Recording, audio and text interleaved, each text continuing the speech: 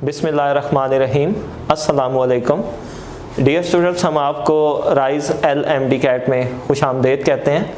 तो आज हम चलते हैं अपने सेकंड लेक्चर की तरफ, जो कि होगा field of force. Field of force, या इसके लिए हम इलेक्ट्रिक फील्ड का वर्ड भी नॉर्मली यूज़ करते हैं। ये जो फील्ड का कंसेप्ट है, बुनियादी तौर पर सबसे पहले माइकल फैराडे ने इंट्रोड्यूस किया था एक्शन एट डिस्टेंस को एक्सप्लेन करने के लिए। फॉर एग्ज़ाम्पल, मैं अगर यहाँ से खड़ा होकर और इस तरीके से इस कैमरे को, कि यहीं से खड़ा होकर कैमरे को अपनी तरफ अट्रैक्ट करना चाहूँ, खींचना चाहूँ, तो लाजमी बात है ये पॉसिबल नहीं है। कोई बहुत बड़ा कोई मदारी पुणा हो या कोई जादूगर किसी को आता हो तो शायद वो कर जाए, अदरवाइज़ ये पॉसिबल नहीं है। लेकिन चार्जेस इसी तरीके से इंटरेक्ट करते हैं कि वो डिस्टेंस पर रहकर ही एक चार्ज किसी दूसरे चार्ज के साथ इंटरेक्ट कर लेता है। अगर वो ऑपोजिट हुआ तो उसको अट्रैक्ट कर लेता है डिस्टेंस पर रहकर, और अगर वो सिमिलर चार्ज हुआ तो उसको रिपेल कर लेता है डिस्टेंस पर रहकर। तो बीच में क्या है, उन दो चार्जेस के बीच में ऐसी क्या चीज़ होती है जो रिस्पॉन्सिबल होती है उस एक्शन का जो डिस्टेंस पर रहकर हो रहा होता है। तो इसको फिजिकल मीनिंग देने के लिए माइकल फैराडे ने एक कंसेप्ट इंट्रोड्यूस किया था, एक इमेजिनरी लाइंस का, एक इमेजिनरी फील्ड का एक कंसेप्ट इंट्रोड्यूस किया था कि चार्जेस अपने सराउंडिंग में एक रीजन प्रोड्यूस कर लेते हैं, और जब भी कोई दूसरा चार्ज उस रीजन में एंटर होता है तो पहला चार्ज उस दूसरे चार्ज के साथ इंटरेक्ट करता है। तो वो रीजन जिसके अंदर एक चार्ज किसी दूसरे चार्ज के साथ इंटरेक्ट कर सकता है, उस रीजन को फील्ड ऑफ फोर्स कहा जाता है चार्ज की। बुनियादी तौर पर आपने देखा होगा कि इलेक्ट्रिक फील्ड E यानी इलेक्ट्रिक फील्ड इंटेंसिटी के साथ इसकी वैल्यू को किसी भी पॉइंट पर रिप्रेजेंट किया जाता है। और आपने देखा होगा कि आपकी बुक में पॉइंट चार्ज की भी इलेक्ट्रिक फील्ड कैलकुलेट की गई है। शीट या शीट्स ऑफ चार्जेस, जिसको कलेक्शन ऑफ चार्जेस कहते हैं, गाउस लॉ में आपने देखा होगा कि इलेक्ट्रिक फील्ड कैलकुलेट की गई है। और हॉलो चार्ट्स, फिर एक और ये एग्जाम्पल है, एक एप्लीकेशन है गाउस लॉ की, जिसमें हमने इलेक्ट्रिक फील्ड कैलकुलेट की थी। तो याद रखिएगा, एंट्री टेस्ट के अंदर ये नहीं है, ये आपने नहीं करनी है। सिर्फ आपने इलेक्ट्रिक फील्ड कैलकुलेट करना सीखना है पॉइंट चार्जेस की, कि पॉइंट चार्जेस की इलेक्ट्रिक फील्ड किस तरीके से कैलकुलेट की जाती है। सो बच्चों, बुनियादी तौर पर किसी भी पॉइंट चार्ज की इलेक्ट्रिक फील्ड क्या होती है, उस चार्ज के सराउंडिंग में वो रीजन होता है जिसमें कोई दूसरा चार्ज उसका इफेक्ट इन्फ्लुएंस कर रहा होता है, महसूस कर रहा होता है। जैसे मैंने आपको बताया था कि हम कुछ चीज़ें बड़े क्विकली रिव्यू करके सीधा हम लोग जाते हैं एंट्री टेस्ट की तरफ, कि वहाँ पर हमें किस किस्म के क्वेश्चंस का सामना करना पड़ेगा। तो इसी तरीके से मैंने वो चीज़ें जो आपने कई बार रिपीट की होंगी, जस्ट उनका यहाँ इंट्रो दिया है, और फिर हम आ जाएंगे सीधा MCQs की तरफ, क्योंकि आपको पता है कि हमारा पेपर MCQ बेस्ड ही होगा। तो इलेक्ट्रिक फील्ड को मैथमेटिकली आपको पता है डिफाइन किया जाता है, it is force experience by the test charge. और फिर अगर हम फोर्स की वैल्यू कूलम्स लॉ से सब्स्टिट्यूट कर दें तो इलेक्ट्रिक फील्ड वेक्टर फॉर्म में KQ/R², और ये वेक्टर है जो इलेक्ट्रिक फील्ड की डायरेक्शन को रिप्रेजेंट करेगा। और इलेक्ट्रिक फील्ड की डायरेक्शन इस एक्सप्रेशन से हम देख सकते हैं कि इलेक्ट्रिक फील्ड की वही डायरेक्शन होगी जिस डायरेक्शन में टेस्ट चार्ज फोर्स एक्सपीरियंस करता है, यानी Q0 जिस डायरेक्शन में फोर्स एक्सपीरियंस करेगा वही डायरेक्शन होगी इलेक्ट्रिक फील्ड की। और यहाँ से ये देख लें कि इलेक्ट्रिक फील्ड इन्वर्सली प्रोपोर्शनल होगा स्क्वायर ऑफ द डिस्टेंस के। अगर फोर्स की तरह इसके भी ग्राफ ड्रॉ करें तो बच्चों सेम ग्राफ जो कल हमने फोर्स का और R² का जिस तरीके से डिराइव किया था, उसी तरह का ग्राफ ड्रॉ होगा इलेक्ट्रिक फील्ड और R² के दरमियान। और अगर 1/R² के साथ इलेक्ट्रिक फील्ड को ड्रॉ किया जाए तो उसी तरीके से स्ट्रेट लाइन होगा। तो बच्चों, ये दोनों MCQs हैं जो आपने इसके प्रिपेयर करने हैं, कि लाजमी नहीं है कि फोर्स का ही ग्राफ हो, इलेक्ट्रिक फील्ड का ग्राफ भी हो सकता है, R² के साथ भी आ सकता है, और 1/R² के साथ भी ये आ सकता है। फर्दर आपने जो MCQ देखने हैं वो इस मैथमेटिकल रिलेशन से हैं। इस मैथमेटिकल रिलेशन में एक चीज़ ज़हन में रखिएगा कि सिग्निफिकेंस समझनी होती है कि इस फार्मूले की या इस फार्मूले की सिग्निफिकेंस क्या है। Q वो चार्ज है जिसकी आप इलेक्ट्रिक फील्ड डिटरमाइन करना चाहते हैं किसी पॉइंट P पर, तो R उस चार्ज के सेंटर और उस पॉइंट P के दरमियान डिस्टेंस होगा। तो ये बस इसकी सिग्निफिकेंस ध्यान में रखिएगा। Q वो चार्ज है जिसकी आप इलेक्ट्रिक फील्ड डिटरमाइन करना चाहते हैं और R उस पॉइंट जिस पर आप इलेक्ट्रिक फील्ड इंटेंसिटी कैलकुलेट करना चाहते हैं, जिस चार्ज की कैलकुलेट करना चाहते हैं, उस चार्ज और उस पॉइंट के दरमियान डिस्टेंस होगा। बच्चों इसके क्वेश्चन बड़े सीधे सीधे से होते हैं। चार्ज डिस्टेंस गिवन होगा, इलेक्ट्रिक फील्ड कैलकुलेट करनी होगी या इलेक्ट्रिक फील्ड गिवन होगी तो चार्ज की वैल्यू पूछ लेता है कि इतनी फील्ड इतने डिस्टेंस पर कितने चार्ज के जरिए प्रोड्यूस की जा सकती है। इसके बाद जो थोड़ा हमारे पास जो ज़्यादा टेक्निकलिटी क्रिएट करता है वो होता है नल स्पॉट या ज़ीरो फील्ड लोकेशन, के दो चार्जेस के दरमियान अगर हमें नल स्पॉट या ज़ीरो फील्ड लोकेशन कैलकुलेट करने को कहा जाए। आपने देखा होगा आपकी बुक में इसकी एग्जांपल भी मौजूद है और एक्सरसाइज में इसका एक न्यूमेरिकल भी मौजूद है, लेकिन हमारे पास टाइम उतना नहीं होता। हमने बड़े लिमिटेड टाइम फ्रेम के अंदर ज़्यादा से ज़्यादा 40 सेकंड्स तक आपके पास होते हैं किसी भी एमसीक्यू को सॉल्व करने के लिए। तो हमने इसका एक शॉर्ट सा फार्मूला देखना है कि इसको किस तरीके से हम सॉल्व कर सकते हैं। अब इसका जो एक शॉर्ट ट्रिक है वो बच्चों ये मैथमेटिकल रिलेशन है कि अगर आपने नल स्पॉट डिटरमाइन करना है तो इस मैथमेटिकल रिलेशन से आप उस नल स्पॉट को कैलकुलेट कर सकते हैं। अब थोड़ा सा इस फार्मूले में सिग्निफिकेंस देख लें कि ये इसकी सिग्निफिकेंस क्या है। Q1 बच्चों चार्ज होगा, Q2 चार्ज होगा, R1 डिस्टेंस होगा उस पॉइंट P का जिसको हम नल स्पॉट ले रहे हैं Q1 से, और R2 डिस्टेंस होगा Q2 चार्ज से। तो ये जो R1 और R2 है ये आपकी बुक से थोड़े डिफरेंट है, बस ये ध्यान में रखिएगा कि R1 उस नल स्पॉट का डिस्टेंस होगा Q1 से और R2 डिस्टेंस होगा Q2 से। और नल स्पॉट होगा कहाँ, ये ध्यान में रखिएगा कि सिमिलर चार्जेस के हमेशा बीच में होगा। बीच मतलब सेंटर ना ले लीजिएगा कि एग्जैक्ट सेंटर होगा। अगर चार्जेस इक्वल हो तो एग्जैक्ट सेंटर भी हो सकता है, लेकिन अगर चार्जेस अनइक्वल हैं तो फिर वो सेंटर नहीं होता। फिर वो किधर होगा, फिर हमेशा छोटे चार्ज के करीब लाई करेगा क्योंकि उसकी फील्ड वीक होती है, वो जल्दी जीरो हो जाती है। बड़े चार्ज की फील्ड स्ट्रांग होती है, वो डिस्टेंस कवर करके वीक होती है। तो नल स्पॉट हमेशा लाई करता है छोटे पॉइंट के करीब। सो हम यहाँ अगर ये सपोज कर लें कि पॉइंट P हमारे पास नल स्पॉट है तो इसका डिस्टेंस हम Q1 से R1 ले लेते हैं और Q2 से इसका डिस्टेंस R2 ले लेते हैं। अब क्विकली मैं आपको एक MCQ सॉल्व करके दिखाता हूं कि किस तरीके से आप इसको विद इन 40 सेकेंड्स सॉल्व कर सकते हैं। बच्चों ये एग्जांपल है जो आपकी बुक में गिवन है। 4 माइक्रोकूलम 16 माइक्रोकूलम, दो पॉजिटिव चार्ज गिवन है, अनइक्वल है, तो नल स्पॉट सेंटर पे लाई नहीं करेगा बल्कि छोटे चार्ज के करीब लाई करेगा।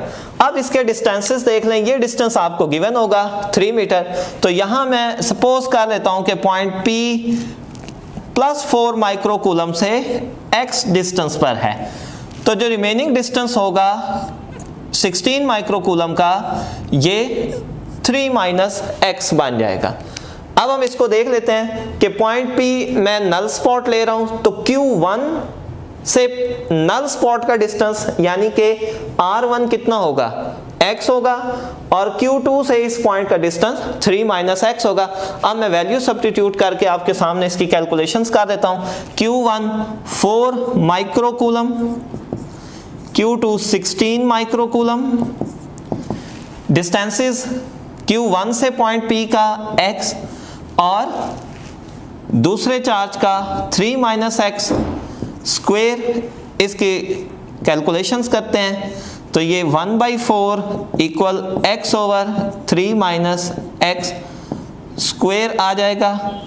फर्दर आप इसको दोनों साइड का स्क्वायर रूट लेके जब आप इसको सॉल्व करेंगे तो ये बन जाएगा 1/2 equal 3 minus x, cross multiply कर दें सो 3 माइनस एक्स इक्वल 2, तो x को अगर हम दूसरी तरफ ले जाएं तो 3 माइनस 2 इक्वल x, तो ये आ जाता है 1 मीटर। तो बच्चों इस तरीके से आप इसको सॉल्व कर सकते हैं कि इस पॉइंट P पर किस तरीके से आप इस पॉइंट P का डिस्टेंस निकाल सकते हैं। अच्छा, अब यहाँ पर एक चीज़ ऑप्शंस को बड़े ध्यान से आपने देख लेना है कि 1 मीटर Q1 से है, यानी +4 माइक्रोकूलम से 1 मीटर है। ये ना ऑप्शंस वहाँ गिवन हो Q2 से कितना है, तो Q2 से अगर ये टोटल डिस्टेंस 3 है, Q1 से ये 1 मीटर आ रहा है, तो इसका मतलब फिर Q2 से ये कितना होगा, ये 2 मीटर होगा।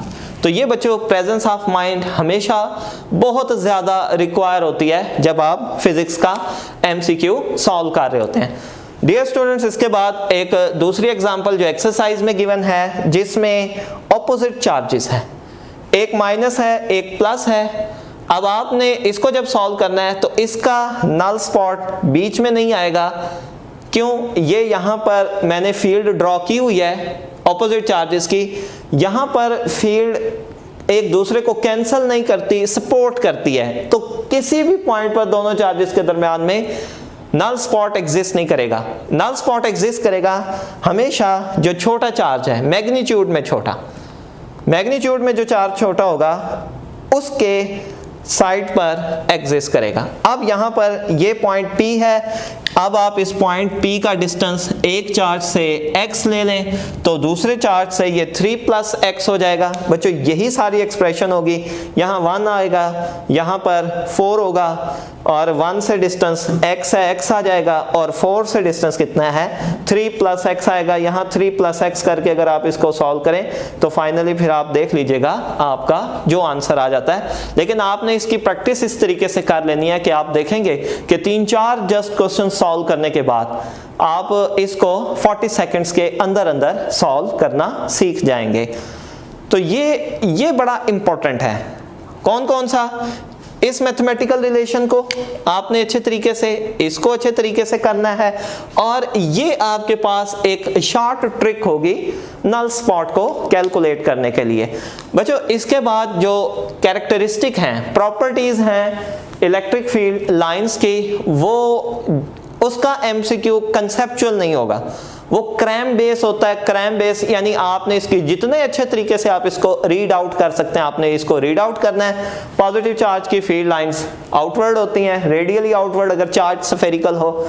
नेगेटिव चार्ज की फील्ड डायरेक्शन इनवर्ड होती है। और अगर हमारे पास डाईपोल हो, डाईपोल की फील्ड लाइंस आपके सामने, और अगर आपने इसके ऊपर इलेक्ट्रिक फील्ड डिफाइन करनी है तो वो उसकी जो डायरेक्शन होगी वो हमेशा उस लाइन पर टेंजेंट होगा। और नल स्पॉट जैसे आपको बताया, दो सिमिलर चार्जेस की कहीं बीच में लाई कर रहा होता है। अगर चार्जेस इक्वल हों तो सेंटर पर होगा, और अगर अनइक्वल हैं तो फिर वो छोटे चार्ज के करीब होगा। और यही रूल अगर पॉजिटिव चार्ज के लिए अप्लाई होता है तो याद रखिएगा, अगर यही इक्वल चार्जेस नेगेटिव हों तो भी बच्चों यही रूल अप्लाई होता है, और अगर ऑपोजिट होंगे तो फिर ये वाला रूल अप्लाई करना है। डियर स्टूडेंट्स, अब हम चलते हैं इलेक्ट्रिक पोटेंशियल की तरफ। इलेक्ट्रिक पोटेंशियल और एब्सोल्यूट पोटेंशियल, याद रखिएगा इन दोनों में कोई डिफरेंस नहीं है। ये एक ही फिजिकल क्वांटिटी के दो नेम हैं। हाँ, चंद एक बच्चे माशाल्लाह इतने ज़हीन और ब्रिलियंट होते हैं कि अगर उनसे डिफरेंस पूछ ले तो वो 5-7 डिफरेंस बता देते हैं, हालांकि इनमें कोई डिफरेंस नहीं है। ये एक ही फिजिकल क्वांटिटी के दो नेम हैं। बुनियादी तौर पे पोटेंशियल को जब हम डिफाइन करते हैं, इसको एक स्केलर क्वांटिटी के साथ डिफाइन किया जाता है।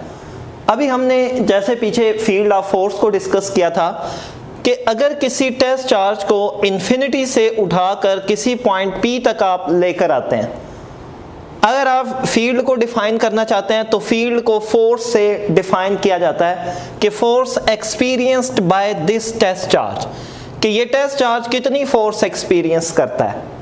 तो याद रखिएगा क्योंकि ये फोर्स से डिफाइन की जाती है और फोर्स एक वेक्टर क्वांटिटी है, that's why electric field is also a vector quantity. लेकिन यही चीज अगर हम रिप्लेस कर ले वर्क से, कि किसी टेस्ट चार्ज को इन्फिनिटी से किसी पर्टिकुलर पॉइंट तक लाने के लिए जितना वर्क डन करना पड़ता है, this work done per unit charge is called electric potential at that point. तो बच्चों ये ज़हन में रखिएगा कि इलेक्ट्रिक फील्ड और पोटेंशियल बहुत सिमिलर टर्म्स हैं, लेकिन साथ साथ बहुत ज़्यादा डिफरेंट भी हैं। इलेक्ट्रिक फील्ड को फोर्स से कैलकुलेट किया जाता है, जिसकी वजह से इसको फोर्स फील्ड कहा जाता है, और जबकि पोटेंशियल को वर्क डन से कैलकुलेट किया जाता है। वर्क डन क्योंकि एक स्केलर क्वांटिटी है, जिसकी वजह से जो एब्सोल्यूट पोटेंशियल या इलेक्ट्रिक पोटेंशियल होगा किसी पर्टिकुलर पॉइंट पर, ये भी स्केलर क्वांटिटी बनेगा। सो इनमें जस्ट इतना डिफरेंस है कि force experience by the test charge is called electric field, work done per unit test charge that is called electric potential at that point. अच्छा बच्चों, एक चीज बहुत इंपॉर्टेंट है कि आपने टेक्स्ट बुक के अंदर जितने मटेरियल, जो क्वांटिटी वहां पर मौजूद है, उस सारे की तरफ नहीं जाना। आपने सिर्फ इसकी डेफिनेशन, इसकी फिजिकल मीनिंग क्या, थोड़ा सा ये अंडरस्टैंड कर लेना, और उसके बाद ये एक मैथमेटिकल रिलेशन दिया हुआ है कि ये वर्क डन किसके इक्वल होगा, Q डेल्टा V, और यही वर्क डन इस चार्ज में स्टोर हो जाता है इलेक्ट्रिकल पोटेंशियल एनर्जी की फॉर्म में। तो इसी वर्क को पोटेंशियल एनर्जी के साथ भी लिखा जा सकता है Q डेल्टा V। तो याद रखिएगा वो सारी एक्सप्लेनेशन जो बुक में मौजूद है, क्योंकि अब आपने सब्जेक्टिव पेपर नहीं देना है, तो आपने उन सारी एक्सप्लेनेशन को छोड़कर सिर्फ बच्चों इतना पार्ट है जो आपने वहां से कर लेना है।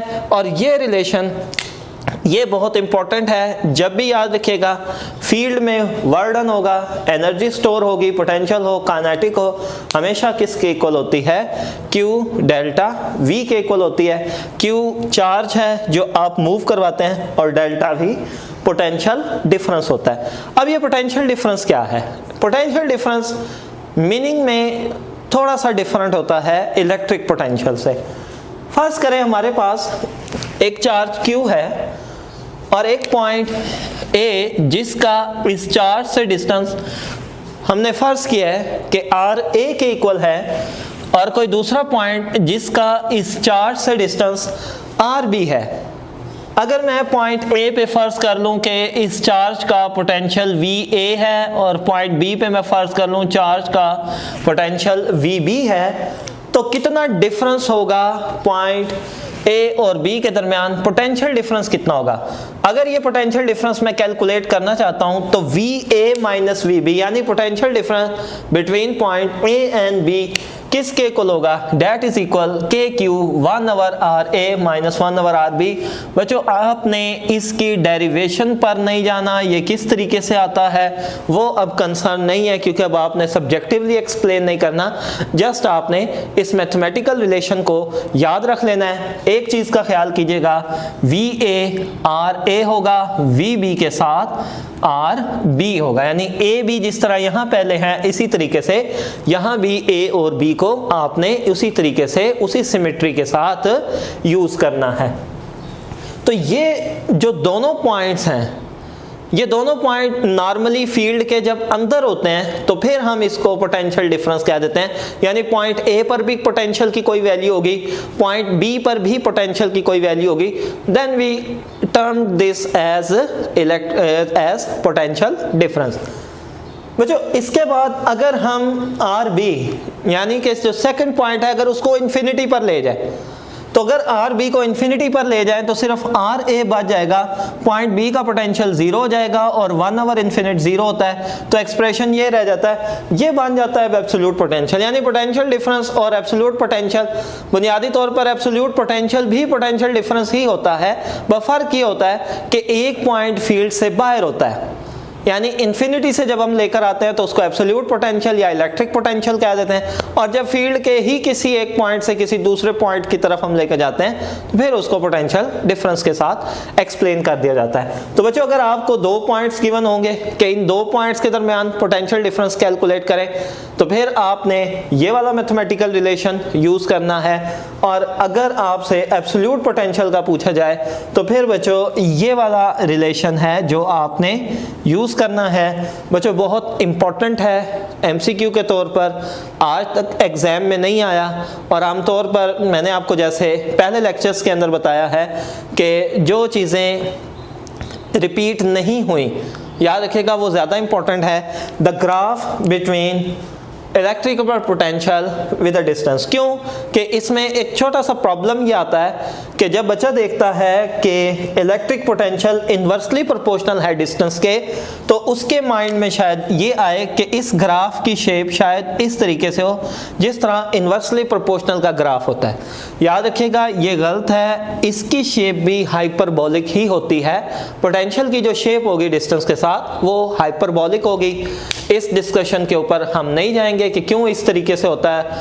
लाजमी बात है फिजिक्स के स्टूडेंट्स के लिए तो इतना मैटर करती है, डॉक्टर्स के लिए इतना मैटर नहीं करती। सो बस इतना देख लें कि जो शेप होगी पोटेंशियल की डिस्टेंस के साथ वो हाइपरबोलिक शेप होगी।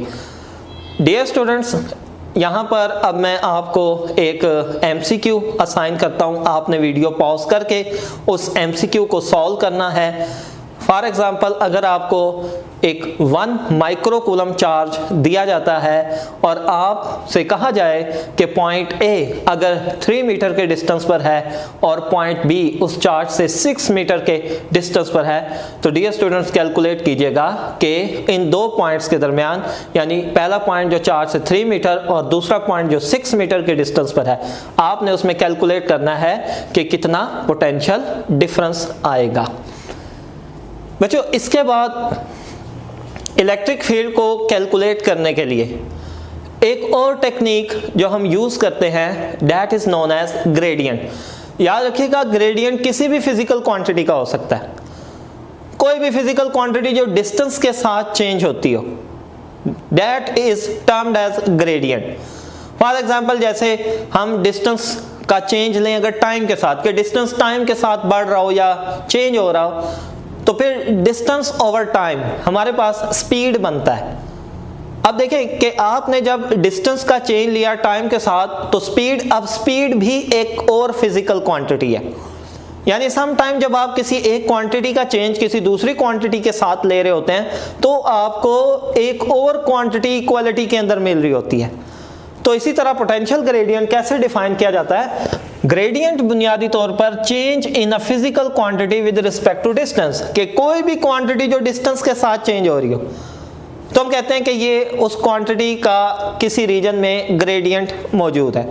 फॉर एग्जांपल, अगर आप बल्ब के नीचे खड़े होते हैं, रोशनी ज़्यादा है और आप आहिस्ता आहिस्ता उस बल्ब से दूर जाना शुरू कर दें और रोशनी की क्वांटिटी कम होती जाए, तो हम कहते हैं कि इस रीजन के अंदर लाइट की इंटेंसिटी का एक ग्रेडियंट मौजूद है कि लाइट की इंटेंसिटी डिस्टेंस के साथ चेंज होती चली जाएगी। इसी तरीके से हम जब किसी भी चार्ज से दूर जाते हैं, जैसे ये हमारे पास चार्ज है, ये पॉइंट P है, मैं इस पॉइंट P से अगर दूर जाना शुरू कर दूं, तो आहिस्ता आहिस्ता बच्चों क्या होगा कि पोटेंशियल की वैल्यू डिस्टेंस के साथ चेंज होती चली जाएगी। तो फिर मैं कहता हूं कि इस रीजन में पोटेंशियल का ग्रेडियंट एग्जिस्ट करता है। ग्रेडियंट मतलब बड़ा सीधा सीधा सा है, इसमें कॉम्प्लिकेशन में मत जाइएगा। कोई भी फिजिकल क्वांटिटी अगर डिस्टेंस के साथ चेंज हो जाए तो वो ग्रेडियंट कहलाता है उस फिजिकल क्वांटिटी का। इसी तरीके से पोटेंशियल का चेंज होना डिस्टेंस के साथ, जो पोटेंशियल का चेंज होना है डिस्टेंस के साथ, ये हमें वैल्यू देता है इलेक्ट्रिक फील्ड की। बच्चों, आपने अगेन इसकी डेरिवेशन पर नहीं जाना, आपने रिजल्ट याद रखिएगा। दो बड़े इसमें कह लें एक खौफनाक किस्म के MCQ जो डेवलप होते हैं, उनके ऊपर आपने बड़ा ख्याल करना है। जस्ट एक वर्ड जो है वो आपका MCQ खराब करवा सकता है। ये देखिएगा ध्यान से, negative of potential gradient, negative of potential gradient is, options में होगा इलेक्ट्रिक फील्ड या नेगेटिव ऑफ इलेक्ट्रिक फील्ड। ये दो स्टेटमेंट कंफ्यूज करेगी आपको, यानी ये दो ऑप्शन कंफ्यूज करेगी। Negative of potential gradient is electric field, ये इलेक्ट्रिक फील्ड होगा।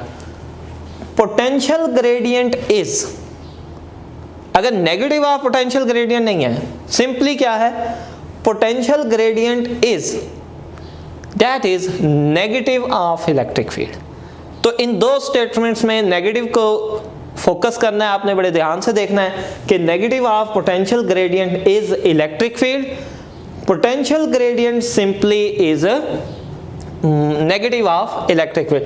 फिर बच्चों इसके एंड में एक पैराग्राफ जो गिवन है आमतौर पर बच्चे उसको क्रैम करते हैं या उससे जान ही छुड़ा रहे होते हैं कि किसी तरीके से इससे जान छूट जाए। वहाँ पर एक वर्ड दिया हुआ है potential maximum rate of change of potential, कि maximum rate of change of potential क्या है।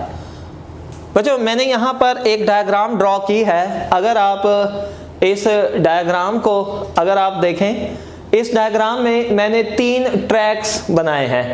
ट्रैक 1 है, ट्रैक 2 है, ट्रैक 3 है। फॉर एग्जाम्पल मैं अगर आपसे यहाँ पूछता हूँ कि बच्चों किस पाथ पर चेंज सबसे ज़्यादा आएगा, सो नॉर्मली ये होता है कि बच्चा यही रिप्लाई करता है या आंसर करता है कि सर ट्रैक 3 के ऊपर चेंज सबसे ज़्यादा आएगा। हालांकि अगर आप इस पे देखें तो आप एक प्लेट से एक दूसरी प्लेट पर गए हैं, जिस पर एक प्लेट पर वैल्यू मैंने 2 वोल्ट सपोज की हुई है, दूसरी पर मैंने पोटेंशियल की वैल्यू 5 वोल्ट सपोज की हुई है। अब बच्चों अगर हम इसमें देखें तो पहले पैच यानी फर्स्ट पाथ जो मैंने यहाँ शो किया है वो भी 2 से 5 तक जाने में 3 वोल्ट का चेंज आया है। दूसरे ट्रैक पर अगर आप जाएं तो वो भी आप 2 से 5 तक गए हैं, वो भी 3 का ही चेंज आया, 2 से 5। और अगर आप थर्ड ट्रैक को लें तो उसमें भी आप 2 से 5 तक ही गए हैं, तो वहां भी चेंज 3 वोल्ट का ही आया है। यानी आप तीनों में से किसी भी ट्रैक को सिलेक्ट कर लें, चेंज एक जैसा है। 3 वोल्ट का ही चेंज पहले ट्रैक पर है, 3 वोल्ट का ही दूसरे पर है, 3 वोल्ट का ही तीसरे ट्रैक पर चेंज है। लेकिन सबसे तेजी से चेंज किस रास्ते पर आया? अब ट्रैक 1 के ऊपर सबसे रैपिड चेंज आया, तो बच्चों ये डायरेक्शन होती है ग्रेड, यानी इन 3 ट्रैक्स में से पोटेंशियल ग्रेडियंट उस ट्रैक पर एग्जिस्ट करेगा जिस पर रेट ऑफ चेंज सबसे ज़्यादा है, सबसे तेज़ी से चेंज आया है। और सबसे तेज़ी से चेंज कहाँ आया है? इस जगह पर आया है। तो ट्रैक 1 जो होगा ये बुनियादी तौर पर maximum rate of change of potential बताएगा, और याद रखिएगा वही डायरेक्शन होगी इलेक्ट्रिक फील्ड की। इसी वजह से आप जब भी 2 प्लेट्स के दरमियान इलेक्ट्रिक फील्ड ड्रॉ करते हैं तो कभी भी अगर आपका ये मूड करे कि फिजिक्स तो बाढ़ में जाए, थोड़ा खूबसूरत सी लाइंस लगेंगी अगर इलेक्ट्रिक फील्ड लाइंस इस तरीके से ड्रॉ की जाए, लाजमी बात है बच्चों ये फिजिकली करेक्ट नहीं है। उसकी वजह क्योंकि पोटेंशियल ग्रेडियंट इस ट्रैक पर एग्जिस्ट नहीं करता, पोटेंशियल ग्रेडियंट हमेशा मिनिमम डिस्टेंस पर एग्जिस्ट करता है। इसी वजह से 2 प्लेट्स के दरमियान इलेक्ट्रिक फील्ड लाइंस हमेशा स्ट्रेट ड्रॉ की जाती है, क्योंकि पोटेंशियल ग्रेडियंट बुनियादी तौर पर डायरेक्शन दे रहा होता है इलेक्ट्रिक फील्ड की। और नेगेटिव साइन एक्सप्लेन करता है यहाँ पर कि जो डायरेक्शन होगी, जो पोटेंशियल इलेक्ट्रिक फील्ड की जो डायरेक्शन होगी वो in the direction of decreasing potential होगी। अगर मैं 2 से 5 की तरफ जाता हूं तो देखें पोटेंशियल बढ़ रहा है, 2 3 4 5 बढ़ रहा है।